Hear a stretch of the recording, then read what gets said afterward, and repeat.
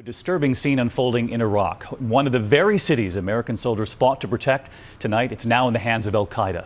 So dangerous, the Iraqi soldiers our troops trained, now on the run. And so are 500,000 families. In fact, look at this, a massive traffic jam, cars trying to get out of the city, to get out of harm's way.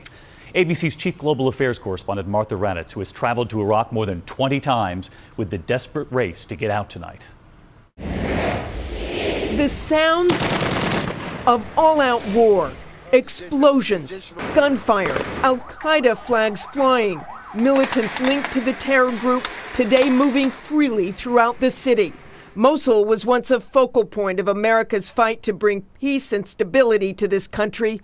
Face after face of the fallen, more than 200 U.S. troops in all, giving their lives to secure the city.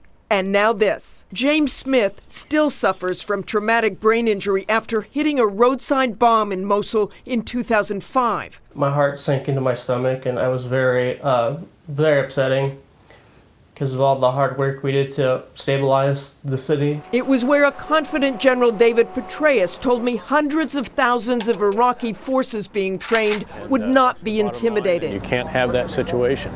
And I don't think you'll see it here.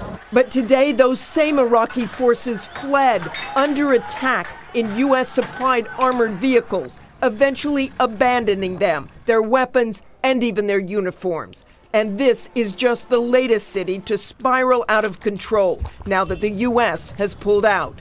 In January, we headed to militant-controlled Fallujah. About 5 miles out of Fallujah, the roads became far more desolate, and Iraqi security forces warned us we should not go any further. America's ambassador telling us then of his fears. It's very much in our interest to have an Iraq that is stable and not to have sectarian conflict or an Al-Qaeda presence that can be used to destabilize the rest of the region.